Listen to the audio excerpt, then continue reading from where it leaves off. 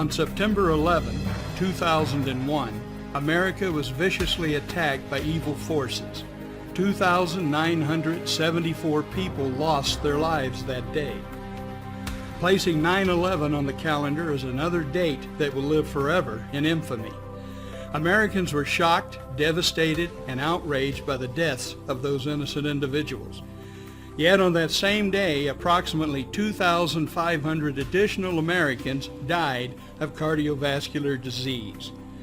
The next day, another 2,500 people died. And again on Thursday and Friday and Saturday and the entire following week. In fact, a total of 75,000 Americans died during the month of September from cardiovascular disease. More than 25 times as many people died of cardiovascular disease that September than were killed by terrorists. Cardiovascular disease is the #1 cause of death in America. In 2001, over 900,000 people died from this silent killer. That number is more than all the American soldiers killed in battle during all the American wars combined. An aggregate 44 years of fighting over the course of more than 2 centuries has resulted in 653,406 combat deaths. Think of it. More Americans die in 1 year from cardiovascular disease than died in actual combat from all the wars we have ever fought. On March 28, 1969, President Eisenhower died of a heart attack. Less than 4 years later, President Lyndon B. Johnson died from a third heart attack at the age of 64. He was only 47 years old when he suffered his first heart attack. The following celebrities all died from heart disease before reaching the age of 60. John Candy was only 43 when he died. However, John's father was even younger, dying at the age of 35 from a heart attack. At the age of 38, Peter Sellers suffered a series of heart attacks which permanently damaged his heart. A final heart attack killed Inspector Clouseau at the age of 54. Henry Fonda was 77 when he died from heart disease. However, he lived longer than everyone else pictured here. In June 2008, Tim Russert collapsed suddenly and died while preparing for the television show Meet the Press. An autopsy revealed that ruptured cholesterol plaque blocked off a main artery leading to the fatal heart attack. It's frightening to think that even though Tim Russert had access to the finest medical care in America and had recently passed a stress EKG evaluation and also was under the supervision of a cardiologist taking medication for cholesterol and blood pressure, he died at the age of 58 from his first and final heart attack. That same month, George Carlin died from heart failure. We just showed photos of 28 famous people who died of heart disease, 27 men and 1 woman. However, the last thing we want to do is add to the myth that heart disease affects mostly men. Heart disease is the #1 cause of death for both men and women. In fact, more women die of heart disease in the United States each year than men. In addition, studies show that women are much more anxious about developing breast cancer than cardiovascular disease. There seems to be more news and awareness regarding breast cancer than there is heart disease among women. Yet 12 times as many women will die from cardiovascular disease than breast cancer. It is hard to find someone who does not have a connection to cardiovascular disease. Who do you know that could be next? Which of your loved ones or friends needs an answer to this silent killer before it is too late? Part 2 presents an answer so powerful as to be a direct threat to the status quo of the multi-billion-dollar pharmaceutical industry.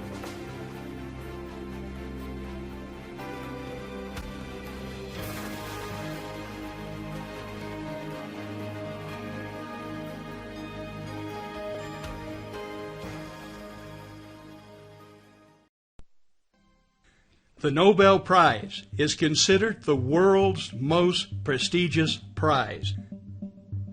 The nomination and selection process of a Nobel Prize winner is long and rigorous. It starts with a nomination of thousands of candidates whose names are scrutinized by experts until only the winners remain. Amazingly, it is not until the winners are announced that they even know they had been nominated.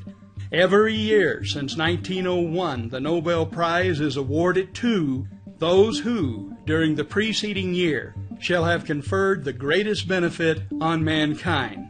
Now, with over 100 years of Nobel Prizes to look back on, it is clear that some discoveries have conferred greater benefits on mankind than others. The following 4 Nobel Prize winning discoveries are arguably among the best of the best. Nobel Prize number 1. In 1901, the very first Nobel Prize in Physics was awarded to Wilhelm Röntgen for his 1895 discovery of X-rays. The ghostly image of a woman's hand seen here appeared in almost every newspaper in the world. People at the time were stunned by this chilling picture. It was the hand that literally shook the world. Doctors, however, instantly realized that this new photographic technique could help them look inside the human body without surgery. Within weeks, they were using X-rays to diagnose broken bones and to find embedded bullets. On October 14, 1912, a man visiting Milwaukee, Wisconsin was shot by a saloon keeper. The bullet can clearly be seen in this X-ray. The man lived and carried that bullet with him for the rest of his life, dying 6 years later. The man was former President Theodore Roosevelt. Nobel Prize number 2. In 1923, the Nobel Prize in Medicine was awarded to Dr. Frederick Banting and Professor John McLeod for the discovery of insulin. Before this discovery, and for thousands of years, a diabetes diagnosis meant wasting away to a certain death. While insulin is not a cure, this medical discovery has and continues to save millions of lives worldwide. If you suffer from diabetes, you are alive today because of this medical miracle. Nobel Prize number 3. In 1945, the Nobel Prize in Medicine was awarded to Alexander Fleming, Ernst Chain, and Howard Florey for the discovery of penicillin and its curative effect in various infectious diseases. It was a discovery that would change the course of history, recognized as the most efficacious life-saving drug in the world. Many of you are here only because penicillin saved your life or the life of one of your parents or grandparents. Penicillin's ability to cure people of many once fatal bacterial infections has saved so many lives that it is easy to understand why it was once called a miracle drug. Rushed into production during World War II, there was enough penicillin on hand to treat every soldier who needed it. By the end of the war, it had saved millions of lives and had spawned a huge pharmaceutical industry. Last but not least, Nobel Prize number 4.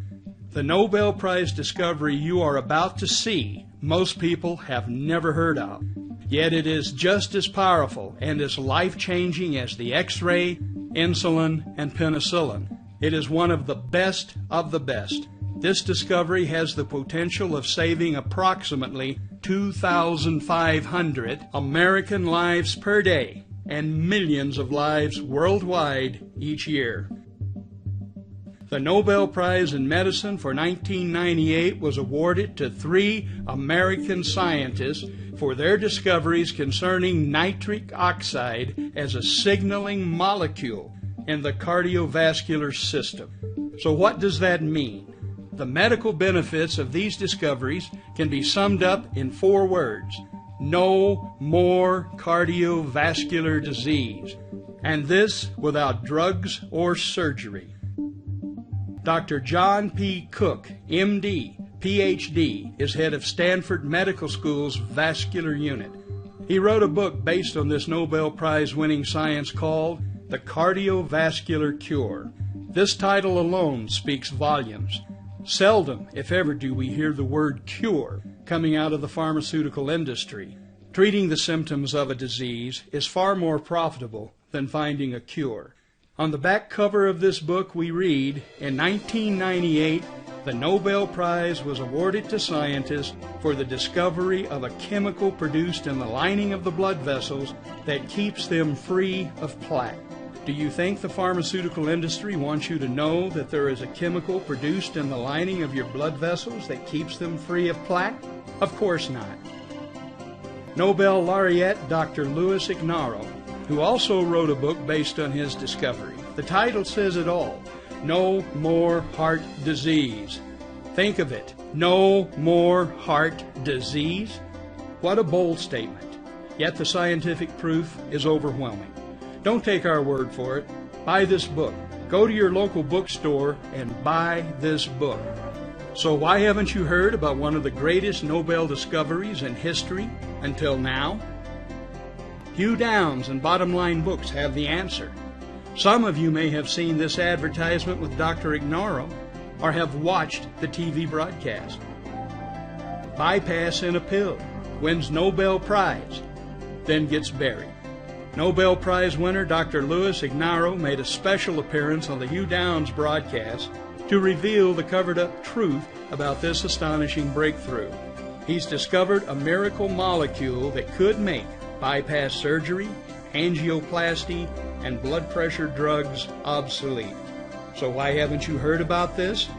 The reason is, this amazing discovery has been killed by big money medicine, meaning big pharma.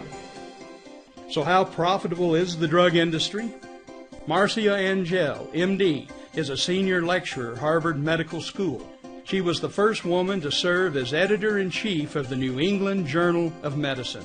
She has written a revealing book titled The Truth About the Drug Companies, How They Deceive Us and What to Do About It.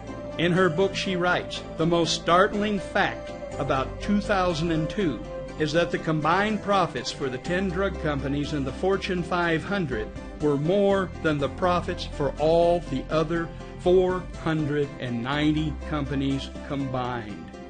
It's all about the money. Cardiovascular disease is big business for the pharmaceutical industry.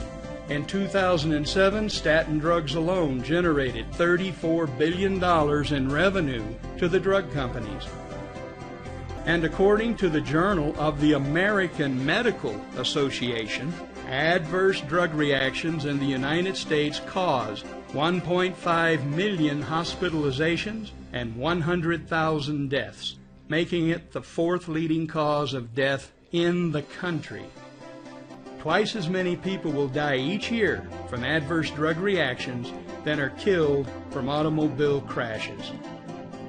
To put it into perspective, it would be like a Boeing 767 fully loaded with passengers crashing every day of the year with no survivors. Do you think that would make the evening news? In the next presentation, we will illustrate how the discovered chemical produced in the lining of the blood vessels keeps them free of plaque. You will learn the most important determinant for your cardiovascular well-being, or lack of it, the buried truth the drug companies do not want you to know.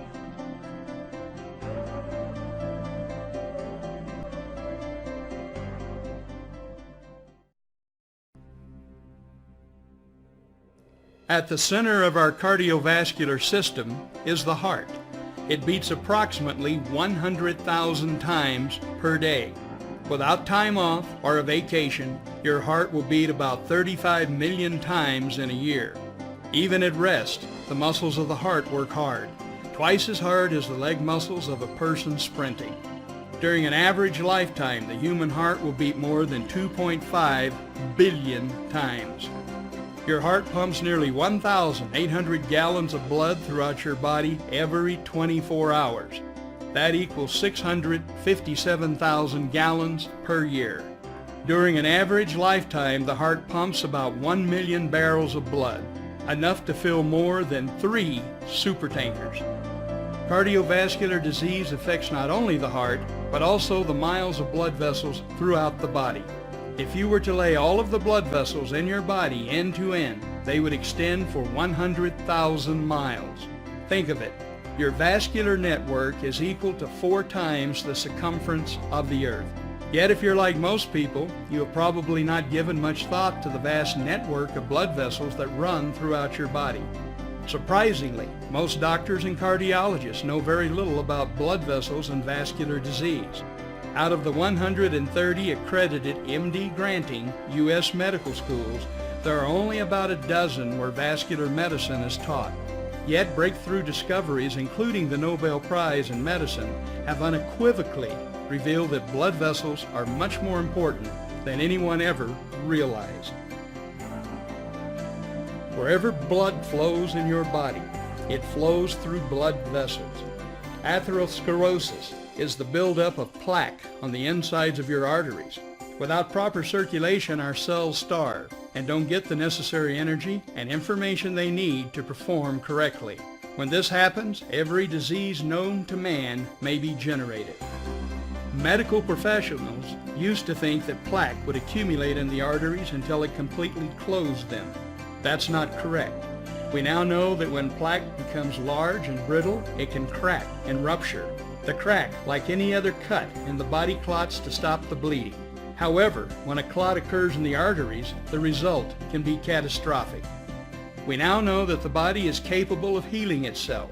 Damaged and blocked vessels can open up and function normally again without drugs or surgery. However, as mentioned, most doctors know very little about blood vessels and vascular disease. Instead, they are trained in cardiovascular medicine heavily influenced by Big Pharma. Cardiologists spend much of their time concentrating on the heart as a pump. They learn the skills to perform bypass surgery. About 500,000 bypass surgeries are performed in the United States each year, making it one of the most commonly performed major operations. Cardiologists also learn the skills of catheter-based interventions, performing angioplasties and putting in stents. The procedure, introduced in 1977, has grown into an $8 billion a year industry in the USA alone. In 2001, almost 2 million angioplasties were performed worldwide, making angioplasty the most common medical intervention in the world. As mentioned, in 1998, the Nobel Prize in Medicine was awarded for the discovery of a molecule produced in the lining of the blood vessels that keeps them free of plaque. This miracle molecule has been the topic of more than 20,000 medical studies since 1980. The molecule is nitric oxide. The lining of the blood vessels that produces nitric oxide is called the endothelium. It is the innermost layer of tissue that lines the blood vessel. The endothelium is only 1 cell layer thick. It is so razor thin that it cannot be seen by the human eye. Yet it has the surface area of 8 tennis courts. When you consider that the endothelium lines all 100,000 miles of our blood vessels. Amazingly, if all the endothelial cells in the body were lumped together, they would weigh as much as the liver. The production of nitric oxide is tightly controlled by the tissue that the vessel serves. When the smooth muscle cells that surround the blood vessels are constricted, nerve stimulation signals the endothelium to create and release small amounts of nitric oxide directly where it is needed. As a signaling molecule and as a gas, nitric oxide will diffuse freely through cell membranes. Nitric oxide signals the smooth muscle cells to relax and to open up. By causing blood vessels to open up, nitric oxide increases blood flow through them. Nitric oxide is the strongest natural relaxant of blood vessels. The nitric oxide produced in the endothelium is your body's best self-defense against heart attack and stroke. It has been said that you are only as old as your endothelium. A healthy endothelium is slick like Teflon. By contrast, an unhealthy endothelium is sticky like Velcro, causing plaque to attach. When plaque does not stick, clots don't form, blood vessels don't harden, and you won't die from a heart attack or stroke. The amino acid L-Arginine is the source the endothelium uses to create nitric oxide. L-Arginine is a nitric oxide producer and high-potency antioxidant that has power to reverse the buildup of cholesterol in the arteries. The scientific evidence of the benefits of L-Arginine and nitric oxide are extensive. The research at Stanford, Harvard, University of South Carolina, National Cancer Institute, National Institute of Health, as well as most cardiovascular centers throughout the world, all point to L-Arginine and nitric oxide as perhaps the most important discovery ever in preventing heart disease. In addition to the overwhelming scientific proof, the clinical evidence is equally impressive. Meet Dr. Joe Prendergast. Dr. Joe, as he likes to be called, is board certified in internal medicine as well as endocrinology and metabolism.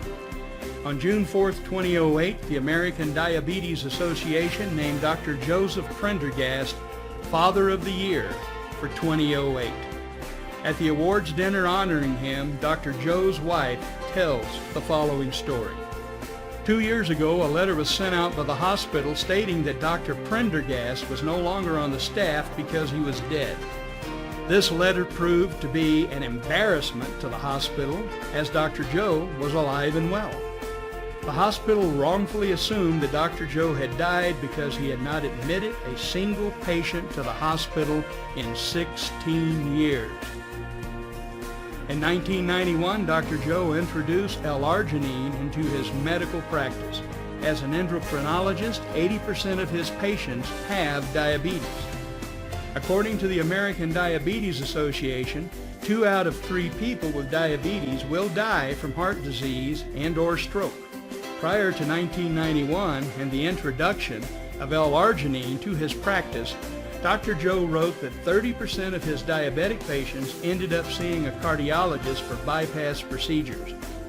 Now, 18 years and 5,000 patients later, Dr. Joe has not lost one patient to a heart attack or stroke, nor has he admitted anyone to a hospital. In addition, prior to 1991, Dr. Joe's practice kept 3 cardiologists in business with his referrals. After Dr. Joe introduced L-Arginine to his patients, the referrals all ended.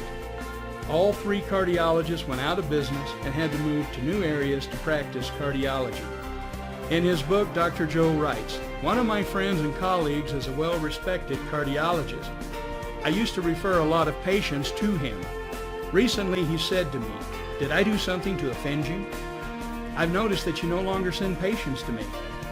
I said, 'It's not you. I am not sending my patients to anyone.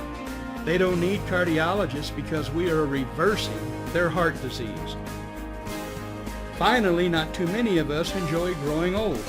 L-Arginine is the basic element that represents the best single product to take for anti-aging treatment. L-Arginine is the source to nitric oxide, and nitric oxide is 1,000 times more powerful than any other natural antioxidant in the body. Antioxidants neutralize free radicals. So what do free radicals do? You just witnessed it.